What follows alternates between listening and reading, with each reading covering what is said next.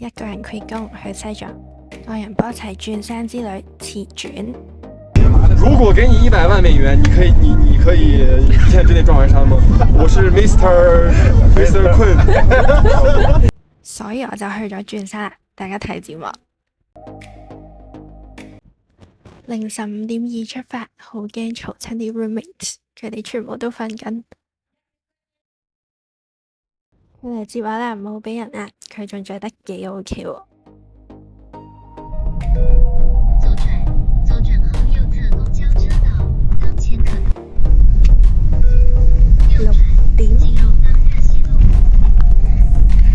個頭咁啊得，好啦，已經齊啦。總共5個人，1、2、3、4、5。然之後我估唔到，坐我隔離嗰個同我糖水啊！我仲要大過佢，Oh my god！你已經有車啦，咁我就喺度做緊啲咩？車牌都未行到。一齊嚟睇下地圖先，咁全程呢就要揸16至18個鐘，當中會經過一定要去嘅318國道、日喀則、拉孜，去到薩格呢就知你揸咗一半車啦，到呢2個湖就知你就快到啦。你仲會經李寧嘅219到達，導航仲有小山背景添。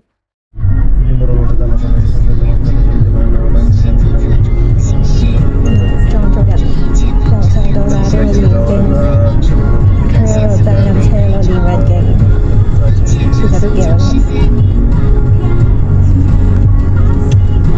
今個月每次搭公交車都會聽到佢哋練經。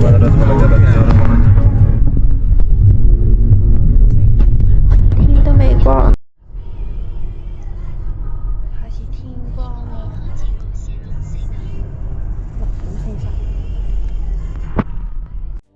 3個人3架車一齊向塔任出發。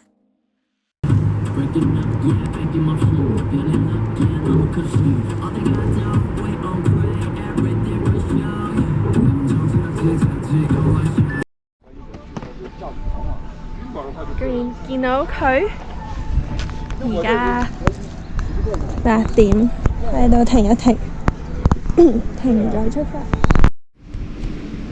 一張先係3蚊，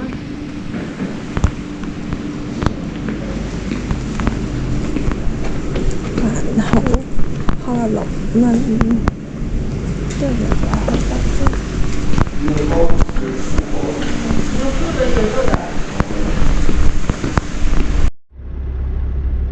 好早唔係好食得落嘢，但係食隻蛋呢。喺呢個時候講下去哥倫波齊嘅方法，大家可以 cap 咗圖先，我哋一路睇風景一路講。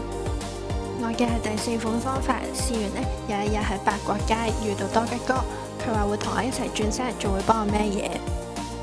好多人話轉山旅途險惡，我驚喺山上面斷魂，有大哥睇住我，價錢都抵過請背夫，所以我就揀咗佢啦。想知其他方法嘅詳情就睇我 IG 啦。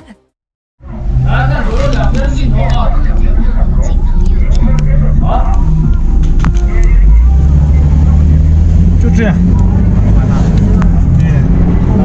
原來呢度嘅安檢呢，就係將你嘅太陽眼鏡啦同埋帽除低，咁打開你個車窗，望下側邊兩邊呢嘅鏡頭就 OK 噶啦。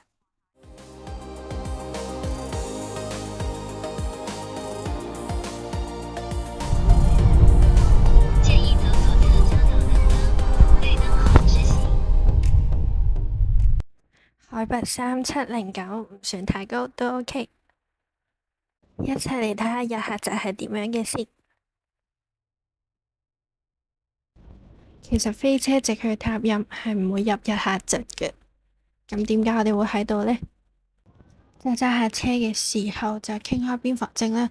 咁有3位同伴呢，就發現未整好喎。咁其實可以網上整嘅，但係有時佢唔批啦。然後黑水 friend 就係咁話我倒霉，因為又要拖幾個鐘。所以去轉山嘅朋友記得提前預備好，拉薩可以整1個月有效啦。咁香港嘅朋友可以睇我拉薩嘅 episode，有教邊度去整。咁我哋就去到日喀則辦證大廳去整啦。趁佢哋搞緊邊防證嘅時候瞓下覺先，因為之後又要睇風景。瞓覺超快就整好咗啦，繼續起程。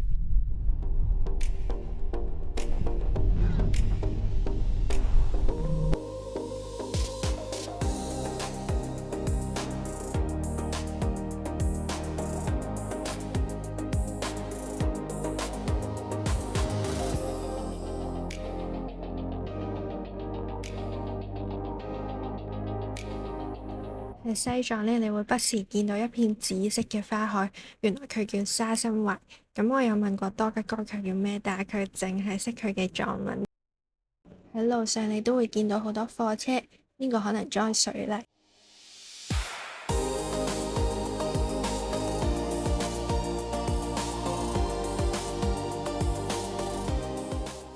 我成程車都 keep 住 check 海拔。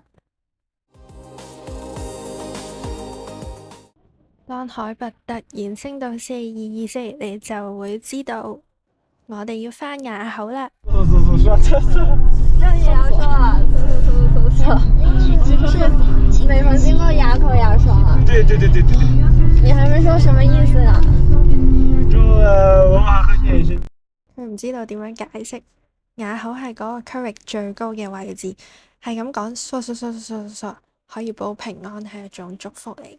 咁我哋講起藏族啦，多吉哥係康巴漢字，跟住佢就不停咁樣講康巴漢字有幾好幾型，下一幕就發生咗啦。哇！有多少？哇，好硬啊！好硬啊！奶牛，公子嗎？我們在幹嘛？吃午飯，還這樣吃？要不進去裡面吃吧？好的。可以吸是你的。可以。看一下可以。蓋他們牛不吃蓋子。我們這裡比較優雅。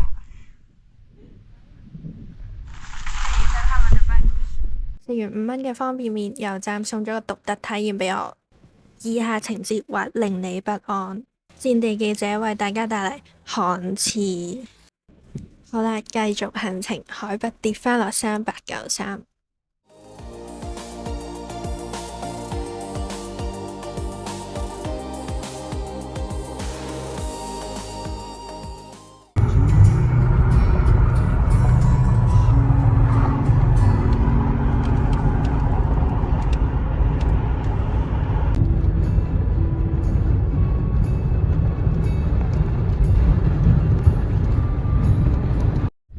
我哋而家2點半嚟到呢一個景區，好靚啊！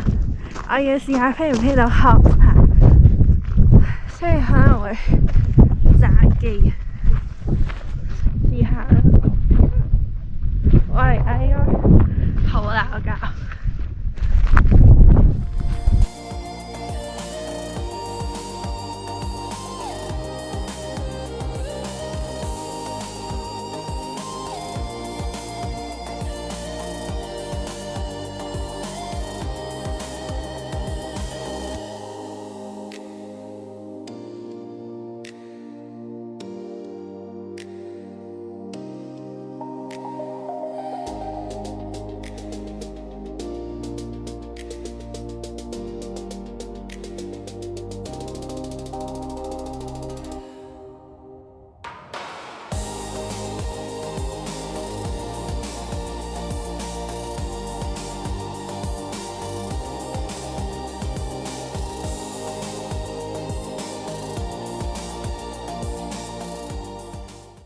要走到出太陽嘅時候先至係最靚嘅。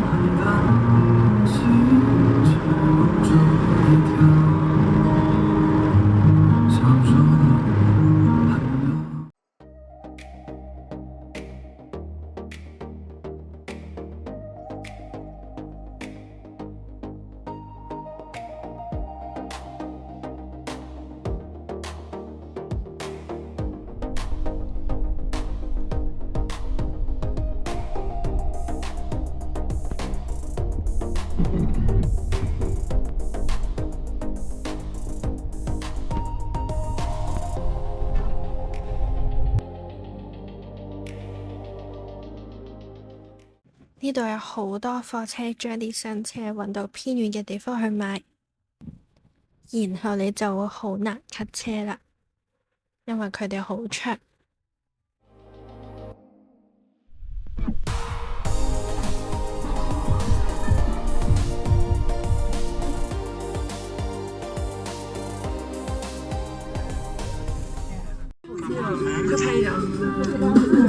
那就在那写字个，其实这正常都没什么这个，就那就可以了。在那当下接菜的了，那就是摸着，要在那上摸着是够着嘞。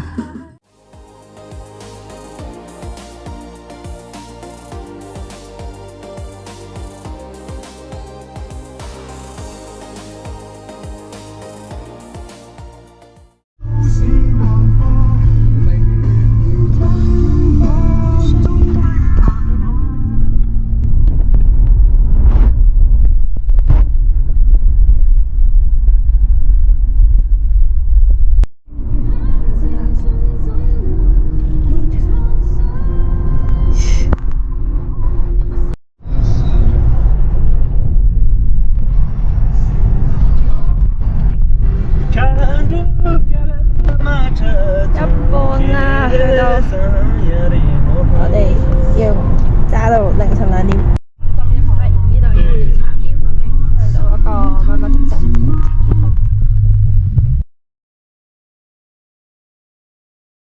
又係看似啊幾乾淨，但係好開放，去得我超唔安樂。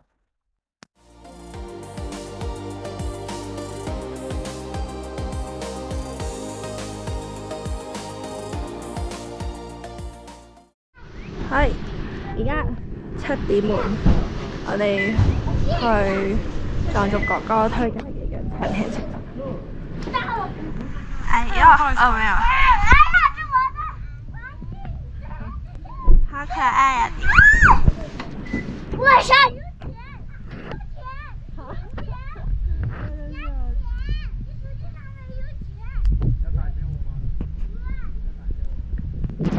有錢，有錢嗎？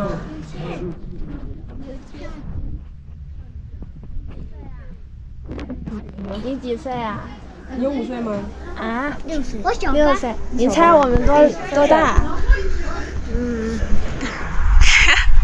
好害羞啊！哇，誰教你的？